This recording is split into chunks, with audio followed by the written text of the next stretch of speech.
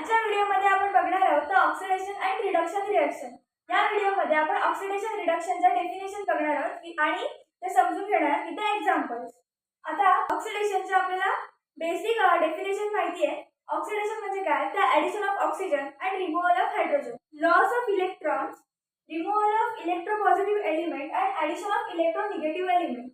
आता रिएक्शन बघताना आपण ते बघूया की इलेक्ट्रोपॉझिटिव्ह आणि इलेक्ट्रोनिगेटिव्ह म्हणजे काय।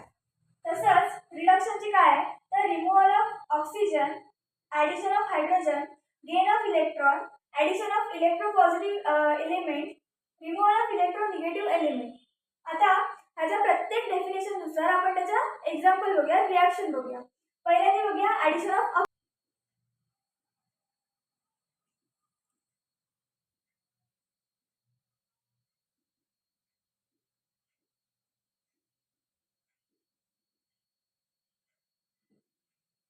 ऑक्सिजनचे ॲडिशन करायचे म्हणजे काय? आता पहिलं रिएक्शन काय तर ऑक्सिडेशन ऑफ कार्बन।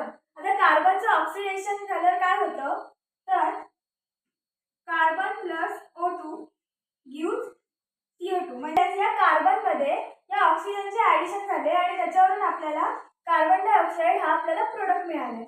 अजून याचं एक्झाम्पल काय तर ऑक्सिडेशन ऑफ मॅग्नेशियम। काय तर ऑक्सिडेशन ऑफ मॅग्नेशियम म्हणजे मॅग्नेशियम मध्ये आपण ऑक्सिजन ऍड केल्यानंतर कुठला प्रोडक्ट मिळतो ते बघूया। म्हणजे 2Mg मध्ये आपण ऑक्सिजन ऍड केल्यानंतर आपल्याला मॅग्नेशियम ऑक्साइड हा प्रोडक्ट आपल्याला मिळतो। सेकंड आहे रिमूव्हल ऑफ हायड्रोजन। आता रिमूव्हल ऑफ हायड्रोजनची आपण रिएक्शन बघूया। त्याची रिएक्शन काय आहे?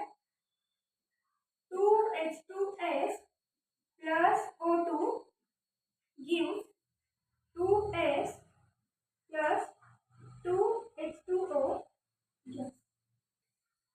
आता रिमूव्हल ऑफ हायड्रोजन म्हणजे काय केलं आपण तर H2S चा गॅस घेतलाय, त्याच्यामध्ये ऑक्सिजन ऍड केलाय, त्याच्यापासून आपल्याला काय मिळतंय तर ह्याचा हा जो H2S आहे त्याच्यामधून H2 जो गॅस आहे तो H2 गॅस त्याच्यातून रिमूव्ह झाला। म्हणजे आपल्याला काय मिळालं तर 2 सल्फर्स प्लस 2H2O।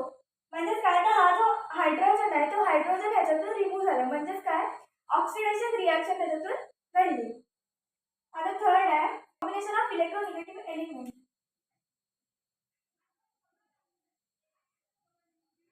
आता इलेक्ट्रोनिगेटिव्ह एलिमेंट म्हणजे काय?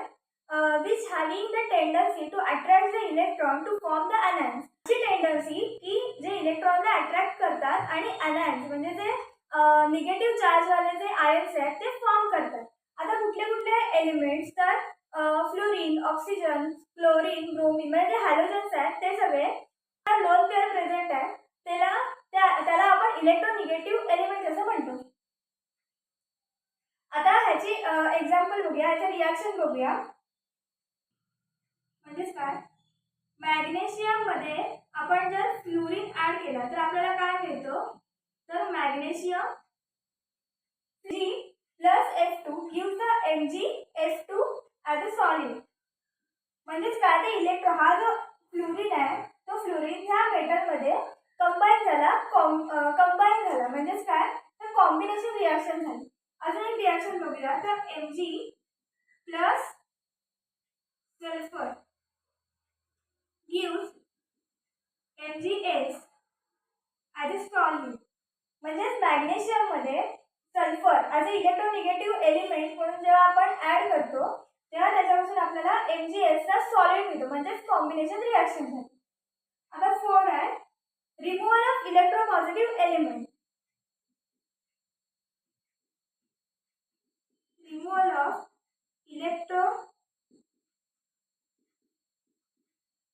Positive element. ह्याचं एक्झाम्पल बघूया। Hg2Cl2 solid gives HgCl2 plus Hg solid। काय तर मर्क्युरी म्हणजे त्याला आपण अमलगम असं म्हणतो। म्हणजे Hg2Cl2 हा सॉलिड जेव्हा ऑक्सिडाइज होतो त्याच्या ऑक्सिडाइज झाल्यानंतर त्याच्यामधून HgCl2 सॉलिड प्रोडक्ट बाहेर पडतो आणि प्लस त्याच्यामधून आपल्याला इलेक्ट्रोपॉझिटिव्ह एलिमेंट म्हणजे त्याच्यातून मेटल आपल्याला दिसतो, म्हणजे याची सॉलिड आपल्याला याच्यामध्ये मिळतो. Loss of electron for example काय आहे तर Na gives Na plus 1 electron. आता हा Na जेव्हा ऑक्सिडाइज होतो तेव्हा त्याच्यामधून एक इलेक्ट्रॉन बाहेर पडतो, म्हणजे तो लॉस करतो 1 इलेक्ट्रॉन आणि जो Na मेटल पासून आपल्याला Na कॅटायन तयार झालेला मिळतो. आता तसंच या आपल्या ऑक्सिडेशनचं डेफिनेशन आणि त्याचं एक्झाम्पल आपण बघितलं, तसं आपल्याला रिडक्शनचं बघायचं. आता रिडक्शनची डेफिनेशन काय आहे, पहिली removal of oxygen.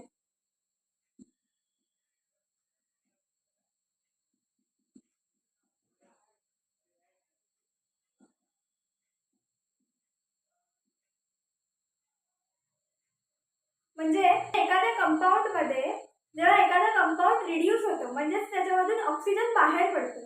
Ferrous oxide हा जो कंपाऊंड आहे तो फेरस ऑक्साईड जेव्हा कार्बनशी रिॲक्ट होतो तेव्हा काय होतंय, मध्ये काय होतंय, जेव्हा फेरस ऑक्साईड ह्या कार्बन सोबत जेव्हा रिॲक्ट होतो तेव्हा त्याच्यामधून 4Fe म्हणजे 4 आयन त्याच्यामधून बाहेर पडतोय, म्हणजे आपल्याला प्रोडक्ट मिळतोय 4Fe म्हणून.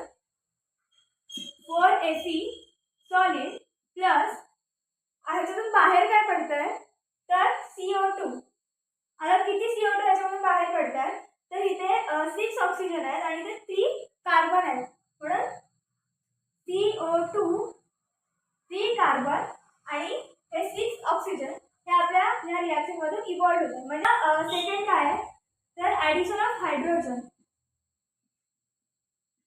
Addition of hydrogen. आता ह्याची एक रिॲक्शन बघूया तर CH2 double bond CH2 plus. आता या अल्किन मध्ये आपल्याला हायड्रोजन ऍड करायचं. मग हायड्रोजन ऍड केल्यावर आपल्याला काय मिळतंय तर CH3 म्हणजे आपल्याला अल्किन पासून अल्केन मिळतोय by the addition of hydrogen. Hydrogen add होतोय म्हणजे काय तर रिडक्शन प्रोसेस होती. आता थर्ड काय तर gain of electron. Gain of electron. आता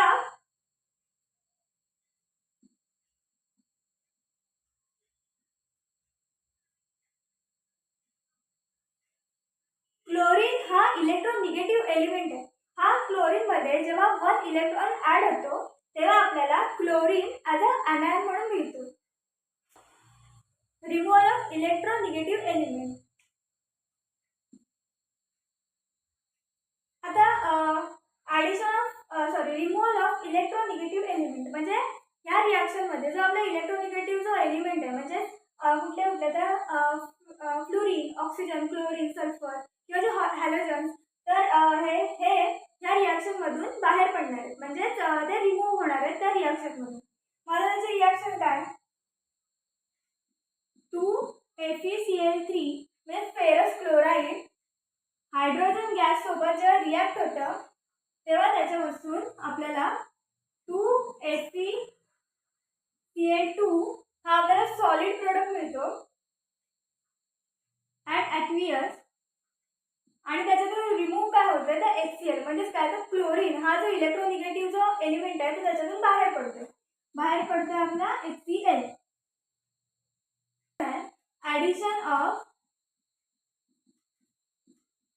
addition of electro positive element. एखाद्या मेटलची रिॲक्शन होते एखाद्या निगेटिव्ह कंपाऊंड सोबत किंवा निगेटिव्ह एलिमेंट सोबत. 2